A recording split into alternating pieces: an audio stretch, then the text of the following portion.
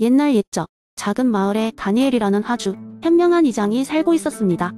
다니엘은 항상 마을 사람들의 행복을 고민하며 어떻게 하면 모두가 더 많은 행복을 누릴 수 있을까를 생각하는 사람이었습니다. 그런데 어느 날 마을에 큰 문제가 생겼습니다. 바로 마을 축제의 기획 때문이었죠. 마을 축제는 매년 한 번 열리는 대규모 행사로 모든 마을 사람들이 손꼽아 기다리던 날이었습니다. 하지만 이번 해에는 축제의 주제를 두고 의견이 팽팽하게 갈라졌습니다. 일부 사람들은 유명한 밴드를 초청해 큰 콘서트를 열자고 했고, 다른 사람들은 전통 민속 놀이와 음식을 중심으로 축제를 꾸리자고 했습니다. 각 의견을 지지하는 사람들의 열정이 워낙 강렬하여 마을 사람들은 두 파로 나뉘어 갈등이 점점 심해졌습니다. 다니엘 이장은 어떻게 하면 마을 모두에게 최대의 행복을 줄 수 있을지 깊이 고민하였습니다. 그는 자신의 방에서 미래, 공리주 이 책을 꺼내들고 몇 시간을 고민했습니다. 다니엘은 결국 신중하게 결단을 내리기로 했습니다. 그는 결정을 내리기 전에 마을 사람들과 소통하며 그들의 진정한 바람이 무엇인지 직접 들어보기로 했습니다. 며칠 동안 다니엘은 마을의 각 집을 방문하면서 사람들의 의견을 경청했습니다. 밴드를 원했던 사람들은 도시에서 이 삶에 지쳐 있었고 조금 더 현대적인 문화를 경험하고 싶어 했다고 했습니다. 반면 민속놀이를 선호하는 사람들은 전통을 지키고 함께 어울리는 소박한 즐거움을 중요시했습니다.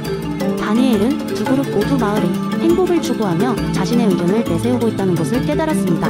이를 통해 다니엘은 결정을 내렸습니다. 그는 축제를 이틀로 나누어 첫날에는 유명 밴드를 초청하고 도시의 화려한 밤을 만끽하게 하기로 했습니다.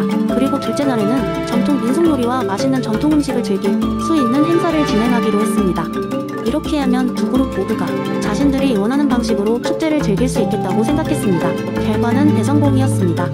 첫날 밤, 마을 사람들은 생동감 넘치는 음악과 함께 춤을 추고 노래하며 도시의 에너지를 느낄 수 있었고, 둘째 날에는 모두가 지난날의 추억을 떠올리며 전통 놀이와 음식을 나누며 웃음을 꽃피웠습니다. 다니엘의 결단은 단순히 최대 다수의 최대 행복을 추구하는 것이 아니었습니다. 그는 미래 공리주의 이론을 바탕으로 사람들의 쾌락의 질적인 차이를 고려했습니다.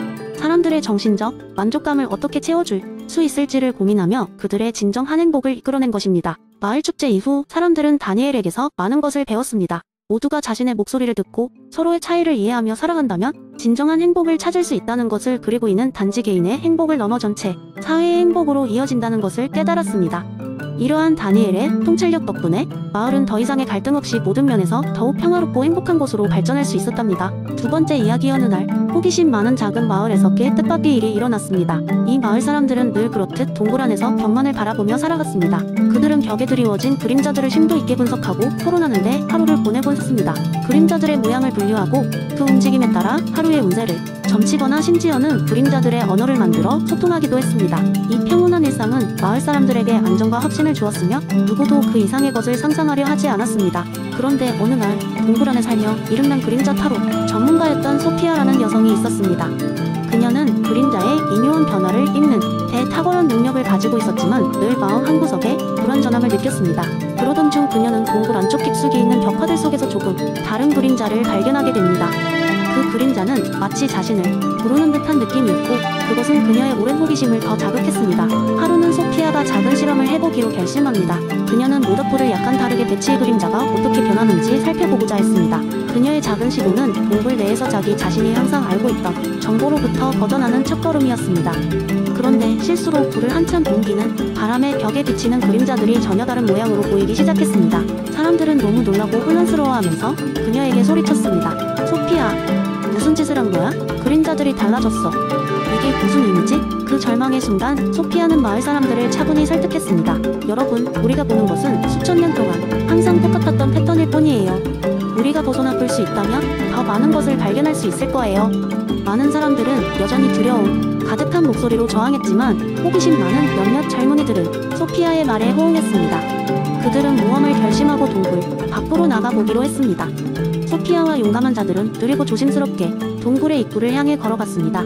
처음 햇빛을 마주한 그 순간, 그들은 그동안 그림자라는 신체의 일부처럼 불변한 것으로 여겼던 것이 단지 빛의 반사였음을 깨닫게 됩니다. 동굴 밖에는 미지의 세계가 펼쳐져 있었고, 그곳에는 무수히 많은 색깔의 꽃들과 다채로운 새들이 노래하고 있었습니다. 그들이 동굴 밖에서 경험한 실제는 그들이 꿈꿨던 어떤 것보다 아름다웠고 그들을 압도했습니다. 그들은 깨달음을 얻고 그것을 나누기 위해 동굴 안으로 돌아갔습니다. 돌아와서 동굴 사람들에게 그 새로운 세계에 대해 이야기했을 때 사람들은 처음엔 그들을 믿지 않았습니다. 그러나 차츰 더 많은 사람들이 함께 동굴 밖으로 나가 탐험하기 시작했습니다. 머지않아 그 마을은 호기심과 탐구심으로 가득 찬 독특하고 활기찬 공동체로 변하게 되었습니다. 플라톤이 동굴의 비유는 이와 같이 우리로 하여금 현재 우리가 알고 있는 것 이상의 가능성을 상상하게 하고 진정한 이해와 지식은 도전을 통해 얻게 됨을 깨우치게 합니다. 그날 이후로 소피아와 마을 사람들은 자신들의 세계를 끊임없이 재발견하는 즐거움 속에 살았습니다. 그리고 그들의 이야기는 먼 훗날 진리를 탐구하는 이들에게 영감을 주는 전설로 전해지게 되었습니다. 세 번째 이야기 옛날 그리스의 아테네에는 젊은 취객들이 득세하던 시절 소크라테스는 그의 철학과 탁월한 대화법으로 사람들에게 커다란 영향을 끼치고 있었습니다. 그 중에서도 소크라테스의 무지의 지혜로는 그 당시 사람들에게 큰 충격을 주었습니다. 사람들은 자신의 지식이 부족하다는 것을 인정하기 어려워했지만 소크라테스와의 만남에서 많은 이들이 자신의 무지를 깨닫고 겸손해졌습니다. 소크라테스가 아테네의 시장에서 산책하며 철학을 전파하던 어느 날 스스로를 지혜롭다고 믿고 있던 한 젊은 사내가 있었습니다. 그는 시장 한가운데에서 모인 청중에게 자신의 지식을 과시하며 모든 질문에 답할 수 있다고 큰 소리로 장담했습니다. 소크라테스는 이 모습을 흥미롭게 지켜보다가 사람들 사이를 비집고 그 젊은이에게 다가갔습니다. 그는 젊은이에게 조용히 말을 건넸습니다. 젊은이야, 당신은 모든 것을 안다고 주장하셨네. 그렇다면 나에게 한 가지 질문에 답해줄 수 있는가? 젊은이는 자신만만하게 대답했습니다. 물론입니다. 어떤 질문이든 말씀해보세요. 소크라테스는 잠시 생각하다가 말했습니다. 그렇다면 참된 지혜란 무엇인가? 젊은이는 잠시 머뭇거리던 이곳 말을 이어갔습니다. 참된 지혜란 모든 것을 알고 그에 따라 행동할 수 있는 능력을 말합니다. 그러자 소크라테스는 미소를 지으며 다시 물었습니다. 그렇다면 당신은 이 순간 자신이 모든 것을 안다고 믿고 있으신가? 젊은이는 당황한 기색이 역력했지만 고집스럽게 대답했습니다. 예, 저는 제 지식에 대해 확신합니다. 소크라테스는 이때가 자신의 철학을 전할 최적의 순간임을 깨달았습니다. 그는 청중을 향해 천천히 고개를 돌리며 말을 이었습니다. 여기 모인 여러분, 이 젊은이는 자신이 모든 것을 알고 있다고 주장합니다. 그러나 진정한 지혜는 그 반대에 있지요. 내가 아무것도 모른다는 것을 아는 데서 시작됩니다. 이 젊은이는 자신의 무지를 인정하지 않기에 더 배울 수 있는 가능성을 닫아버리고 있습니다. 이 말을 듣고 젊은이는 얼굴이 붉어졌습니다. 그러나 그는 솔직히 자신의 무지를 인정하기 시작했습니다. 소크라테스님, 이제 보니 제 잘못을 깨닫습니다. 저는 더 많은 것을 배울 필요가 있다 생각합니다. 소크라테스는 그 젊은이에게 다가가 어깨를 두드리며 미소 지었습니다. 그대가 자신의 무지를 인정하는 순간 그제야 배움의 문이 열리게 된 것이지요. 이제 당신은 진정한 지혜를 향해 첫 발을 내디뎠습니다. 이 사건 이후 젊은이는 소크라테스의 제자가 되어 끊임없이 질문하며 배움을 이어갔습니다. 사람들은 더 이상 자신이 모든 것을 안다고 주장하지 않게 되었고 아테네 곳곳에는 끊임없는 대화와 토론이 꽃을 피우며 스스로의 무지를 인정한 사람들이 더 큰 지혜를 얻어갔습니다. 소크라테스의 무지의 지혜로는 그렇게 많은 사람들에게 참된 지혜란 자신의 무지를 인정하는 데서 시작한다는 진실을 알려주었습니다. 네 번째 이야기 옛날 옛적에 넓고도 깊은 산속 마을에 니콜라스라는 청년이 살고 있었어요. 니콜라스는 항상 하늘을 올려다보며 더 넓은 세계를 꿈꾸곤 했죠. 그는 마을의 일상을 지루하게 느꼈고 언젠가 이곳을 떠나 큰 모험을 떠날 날만을 기다렸습니다. 그의 가슴속에는 늘 변화에 대한 갈망이 넘쳤으니까요. 어느 날 밤 니콜라스는 그 유명한 지혜의 산을 올라가기로 결심했어요. 산 꼭대기에 도달하면 모든 비밀과 진리를 알 수 있다는 이야기가 전해져 내려왔거든요. 사람들이 말리기도 했지만 그의 결심은 확고했어요. 한 번 사는 인생인데 이대로 지내기엔 너무 아깝잖아라는 생각이 그의 머릿속에서 떠나질 않았던 거죠. 산을 오르는 길은 몹시 험난했어요. 시냇물을 건너고 도처에 널린 바위를 넘으며 수없이 미끄러졌습니다.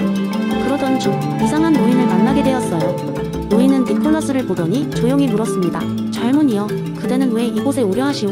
니콜라스는 잠시 망설이다 자신의 꿈과 갈망에 대해 이야기했죠. 노인은 흥미롭다는 듯 고개를 끄덕이더니 의미심장한 미소를 지으며 말했습니다. 나는 니체의 영원 회귀 원리를 연구한 사람이오.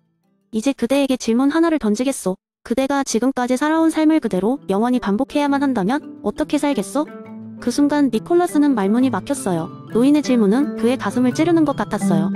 영원히 반복되는 삶이라니 결코 가볍게 넘길 수 없는 문제였죠. 그는 매일 불만을 늘어놓았고 미래의 어떤 불확실한 행복을 위해 현재를 소홀히 여겼던 자신을 돌아보게 되었습니다. 니콜라스는 산을 내려가기로 결정했어요. 그는 더 이상 현재의 삶을 무시할 수 없음을 깨달았거든요. 마을로 돌아온 니콜라스는 변해 있었어요. 사람들은 그가 한층 성숙해졌다고 이야기했죠. 그는 평범하게 보였던 일상에서 매일 새로운 가치를 찾기 시작했고 주변 사람들과도 깊이 있는 관계를 맺으려 노력했습니다. 그리고 매일 밤 노인의 말을 떠올리며 자신에게 물었습니다. 오늘 하루를 영원히 반복한다면 나는 만족할 수 있을까? 그는 그 질문에 그렇다 고 답할 수 있을 때까지, 그리고 그 이후에도 계속해서 자신의 삶을 긍정하고 최선을 다하고자 결심했어요. 시간이 흘러도 니콜라스가 산꼭대기에서 만난 노인의 이야기는 그의 가슴 속에 깊이 자리 잡고 있었습니다. 그리고 이를 바탕으로 그는 자신의 삶을 영원 회귀로 비유하며 최대한 충만하게 당당하게 살아가고자 했습니다. 이 이야기는 많은 이들에게도 전해지며 자신의 삶에 책임을 지고 긍정적으로 살아가려는 마음의 씨앗이 되었다고 해요.